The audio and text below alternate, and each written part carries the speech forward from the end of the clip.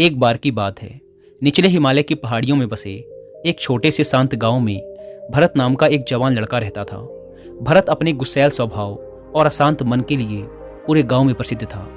उसका मन हर समय विचारों से भरा रहता। विचारों के इस तूफान ने उसके मन को पूरी तरह से अशांत कर रखा था। शांति तो जैसे उसके जीवन से गायब ही हो गई थी।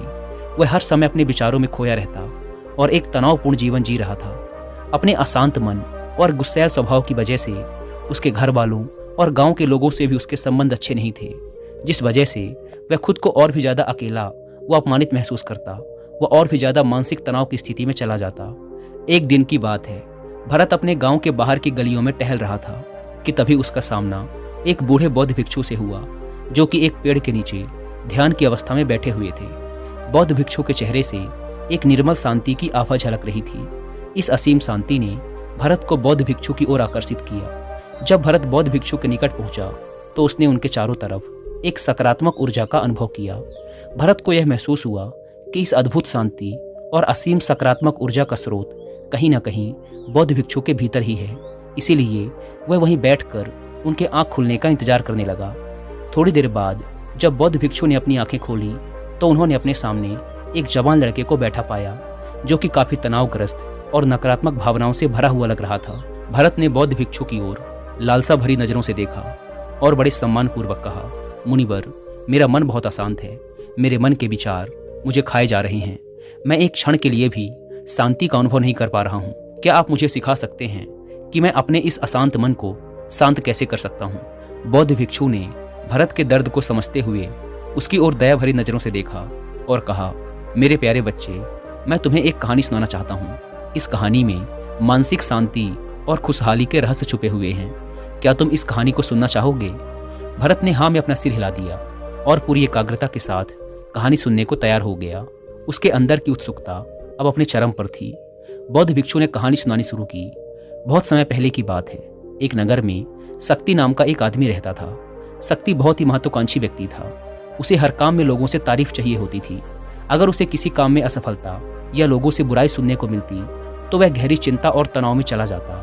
उसका मानना था कि सफलता और भौतिक संपत्ति उसे मनचाहा सुख देगी, लेकिन वह जितना ही सफलता और तारीफ के पीछे भागता, वह उतने ही गहरे मानसिक तनाव में डूबता जा रहा था। लेकिन एक दिन अचानक ही शक्ति का सामना उस समय के एक बहुत ही प्रसिद्ध बौद्ध भिक्षु से हुआ, जिनका नाम था महाकौशक। महाकौशक अपने हजारों शिष्यों को ध्यान साधना की शिक्षा दिया करते थे और वो खुद भी एक बहुत ही बड़े ध्यानी और आत्मज्ञानी व्यक्ति थे।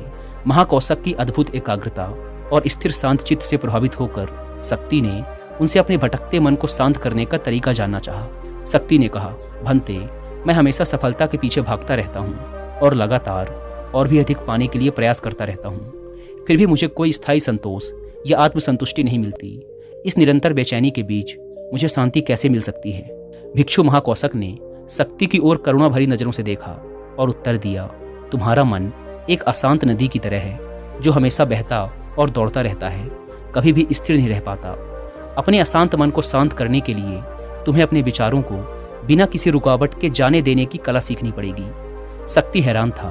उसने कहा, लेकिन मैं विचारों को कैसे जाने दे सकता हूँ?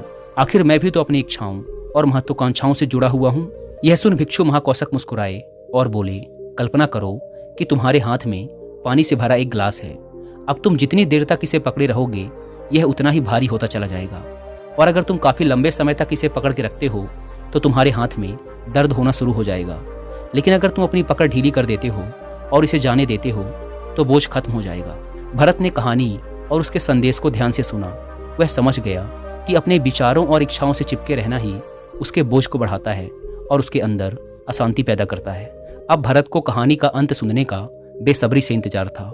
बौद्ध भिक्षु ने कहानी को जारी रखते हुए कहा, शक्ति ने बौद्ध भिक्षु महाकौशक की सलाह को मानते हुए विचारों को जाने देने का अभ्यास करना शुरू कर दिया। वह अपने विचारों और भावनाओं को बिना किसी पूर्व निर्णय के बस आते और जाते हुए देखता। अब उसने विचारों को पकड़ना छोड़ दिया था। उसके अंदर विचार उठते और स्वतः ही समाप्त हो जाते। धीरे धीरे उसे महसूस होने लगा कि उसकी इच्छाएं और लगाव ही उसके सभी दुखों का कारण है। जैसे जैसे शक्ति गहरी साधना में उतरता गया, उसने पाया कि वर्तमान में रहना ही आंतरिक शांति का एकमात्र स्रोत है। वह स्वयं को वर्तमान में स्थिर करके अपने मन की निरंतर बकबक से छुटकारा पा सकता है। धीरे धीरे शक्ति का मन एक शांत सरोवर की तरह हो गया जो अपने चारों ओर की सुंदर दुनिया को अपने में चित्रित कर लेता है। उसने जीवन की सादगी में संतोष पाकर अति महत्वाकांक्षा और भौतिक संपत्ति के प्रति अपने लगाव को छोड़ दिया। जैसे जैसे लोगों के बीच शक्ति के अंदर हुए इस अद्भुत बदलाव की खबर फैली, दूर दूर से लोग उससे मार्गदर्शन लेने आने लगे। वह लोगों को विचारों को मुक्त करने की कला सिखाकर और स्वयं के भीतर शांति पाने का मार्गदर्शन देकर लोगों के बीच शांति और ज्ञान कौशक की कहानी खत्म करने के बाद बौद्ध भिक्षु थोड़ी देर के लिए मौन हो गए ताकि भरत के अंदर इस कहानी का अर्थ गहराई से बैठ सके। भरत ने बूढ़े बौद्ध भिक्षु की ओर देखा। अब उसकी आंखों में एक नई समझ दिखाई पड़ रही थी। भरत ने धीमी आवाज में फिर एक प्रश्न किया, मुनिवर, मुझे इस कहानी में ज्ञान दिखाई पड़ा, लेकिन मैं इस कहानी की शिक्षा को अपने जीवन में कैसे लागू कर सकता हूँ? मैं अपने अशांत मन को कैसे शांत कर सकता हूँ? भरत के इस ईमानदारी भरे प्रश्न पर बौद्ध भिक्षु गर्मजोशी से मुस्कुराए और फिर बोले, अशांत मन को शांत करने का अभ्यास आत्म जागरूकता से शुरू होता है। अपने अंदर उठने वाले विचारों को देखने के लिए हर दिन कुछ समय निकालो। वो भावनाएं जो तुम्हारे मन को उत्तेजित करती हैं, उन पर ध्यान दो। देखो कि वो कैसे आते हैं और आकाश में गुजरने वाले बादलों की तरह चले जाते हैं। भरत ने अपनी आंखें बंद कर ली और बौद्ध भिक्षु के बताए अनुसार अपने विचारों का अवलोकन करना शुरू कर दिया।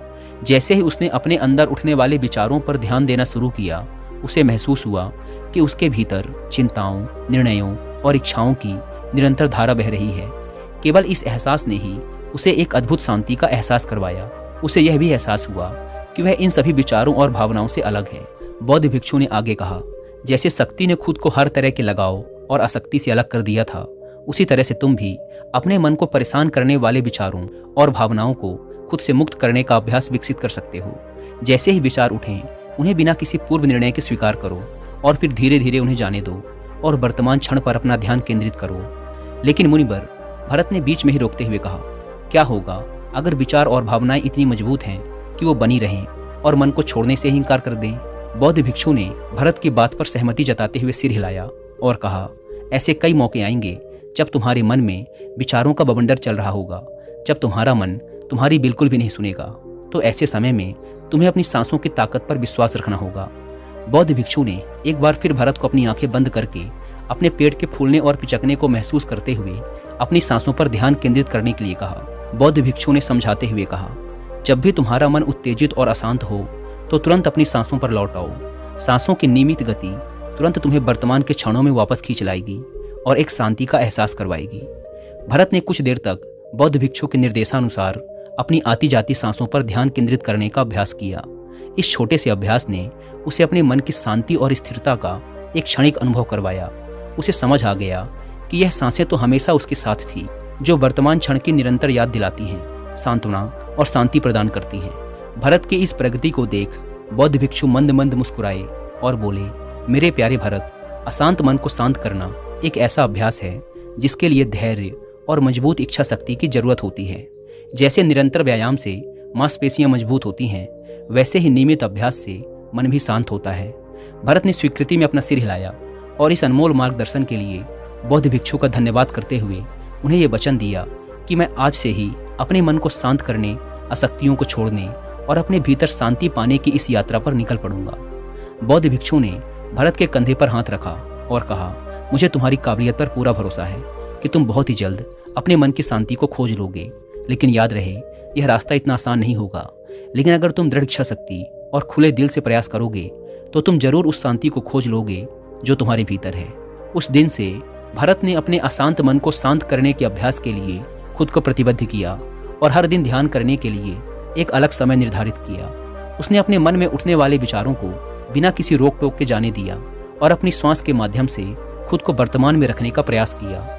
धैर्यपूर्वक अभ्यास करते हुए समय के साथ भरत ने खुद के अंदर गहन परिवर्तन का अनुभव किया। जैसे जैसे साल बीतते गए, भरत को गांव में शांति और ज्ञान के स्रोत के रूप में जाना जाने लगा। गांव के लोग अपने अशांत मन को शांत करने के लिए भरत के पास मार्गदर्शन लेने आते। भरत ने जीवन की भागदौड़ के बीच दूसरों को आंतरिक शांति पाने में मदद करते हुए बौद्ध भिक्षु की शिक्षाओं और आत्म जागरूकता की शक्ति को साझा किया। इसके साथ ही उसने लोगों को अपने विचारों को मुक्त करने और श्वास पर ध्यान केंद्रित करने की कला सिखाई। इस तरह वह गांव काफी फला फूला। वहां के निवासियों ने एक स्थिर और शांत मन के अमूल्य उपहार की खोज की। बौद्ध भिक्षु की शिक्षाओं और भरत के द्वारा कराए जा रहे अभ्यास के माध्यम से विचारों को जाने देने और वर्तमान में रहने की कला दूर दूर तक फैल गई, जिसने कई लोगों के जीवन को बदल कर रख दिया। जैसे जैसे और समय बीता, अशांत मन को शांत करने की भरत की यात्रा का एक जोरदार प्रभाव उसके गांव की सीमाओं के बाहर भी फैला। पड़ोस के गांवों और शहरों के लोग जब भरत के इस जादुई बदलाव की कहानी सुनते तो वह उससे सलाह लेने उसके पास चले आते। भरत उन लोगों के लिए आशा की किरण बन चुका था जो अपने मन के बोझ तले खुद को दबा हुआ महसूस कर रहे थे। भरत की शिक्षाएं सिर्फ सामूहिक प्रवचनों और ध्यान सत्रों तक ही सीमित नहीं थी, बल्कि वह रोजमर्रा के कामों को जागरूकता के साथ करने पर ज्यादा जोर देते थे। वह लोगों को याद दिलाते थे कि अपने विचारों और भावनाओं के प्रति जागरूक बनो। तुम दिन भर क्या बोलते हो, आसपास घटने वाली घटनाओं पर कैसी प्रतिक्रिया देते हो, इस पर ध्यान दो। हर एक काम को पूरी जागरूकता के साथ करो। जब भोजन करो तो हर एक निवाले के स्वाद का आनंद लो। जब सूरज की रोशनी में खड़े हो तो उसके किरणों की गर्मी को महसूस करो। लोगों की बातों को पूरे ध्यानपूर्वक सुनो और समझो। ये सभी छोटे छोटे बदलावों ने लोगों के जीवन में चमत्कारिक परिवर्तन ला दिए। भरत की शिक्षाओं से लोगों ने जाना कि जीवन का आनंद और खुशी तो वर्तमान के पलों को जीने में है। दोस्तों, इसी के साथ यह कहानी खत्म होती है। उम्मीद करता हूँ कि आपको इस वीडियो से काफ़ी कुछ सीखने को मिला